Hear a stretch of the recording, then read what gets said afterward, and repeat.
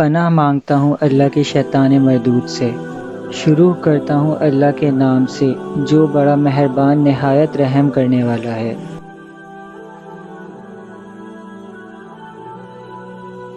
پھر اگر وہ باز آ جائیں تو اللہ بخشنے والا رحم کرنے والا ہے۔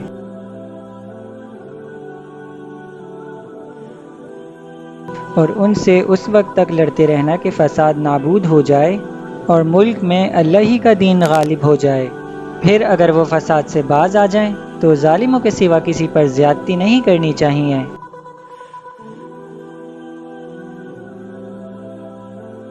ادب کا مہینہ ادب کے مہینے کے مقابل ہے اور ادب کی چیزیں ایک دوسرے کا بدلہ ہیں۔ بس اگر کوئی تم پر زیادتی کرے تو جیسی زیادتی وہ تم پر کرے ویسی ہی تم اس پر کرو، اور اللہ سے ڈرتے رہو اور جان رکھو کہ اللہ ڈرنے والوں کے ساتھ ہے۔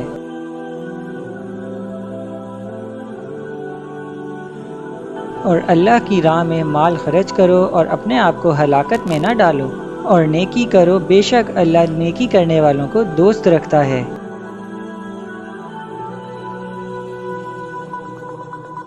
اور اللہ کی خوشنودی کے لیے حج اور عمرے کو پورا کرو، اور اگر راستے میں روک لیے جاؤ تو جیسی قربانی میسر ہو کر دو، اور جب تک قربانی اپنے مقام تک نہ پہنچ جائے سر نہ منڈاؤ۔ اور اگر کوئی تم میں بیمار ہو یا اس کے سر میں کسی طرح کی تکلیف ہو تو اگر وہ سر منڈا لے تو اس کے بدلے روزے رکھے یا صدقہ دے یا قربانی کرے۔ پھر جب تکلیف دور ہو کر تم مطمئن ہو جاؤ تو جو تم میں سے حج کے وقت تک عمرے سے فائدہ اٹھانا چاہے وہ جیسی قربانی میسر ہو کرے، اور جس کو قربانی نہ ملے وہ 3 روزے ایام حج میں رکھے اور 7 جب واپس ہو، یہ پورے 10 ہوئے۔ یہ حکم اس شخص کے لیے ہیں جس کے اہل و عیال مکے میں نہ رہتے ہوں۔ اور اللہ سے ڈرتے رہو اور جان رکھو کہ اللہ سخت عذاب دینے والا ہے۔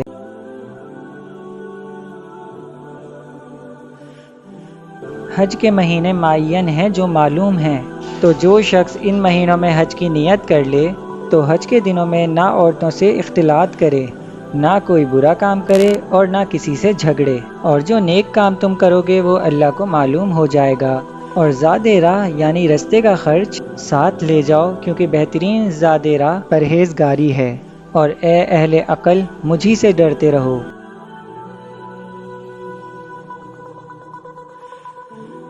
اس کا تمہیں کچھ گناہ نہیں کہ حج کے مہینے بذریعہ تجارت اپنے پروردگار سے روزی طلب کرو، اور جب عرفات سے واپس ہونے لگو تو مشعر حرام یعنی مندلفہ میں اللہ کا ذکر کرو، اور اس طرح ذکر کرو جس طرح اس نے تم کو سکھایا، اور اس سے پیشتر تم لوگ ان طریقوں سے محض نا واقف تھے۔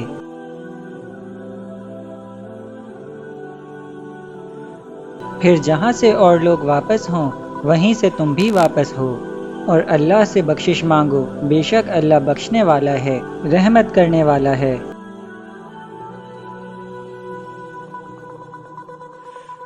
پھر جب حج کے تمام ارکان پورے کر چکو تو مینا میں اللہ کو یاد کرو جس طرح اپنے باپ دادا کو یاد کیا کرتے تھے، بلکہ اس سے بھی زیادہ۔ اور بعض لوگ ایسے ہیں جو اللہ سے التجا کرتے ہیں کہ اے پروردگار ہم کو جو دینا ہے دنیا ہی میں دے دے، اور ایسے لوگوں کا آخرت میں کچھ حصہ نہیں۔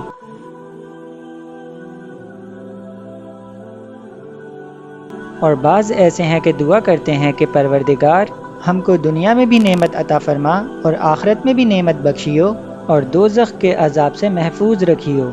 یا اللہ اس ویڈیو کو جتنے بھی لوگ دیکھیں یا سنیں اس کا ثواب میرے بھائی فہمید حسین کی روح تک پہنچا دیجیے گا۔ یا اللہ میرے بھائی فہمید حسین کی مغفرت عطا فرما۔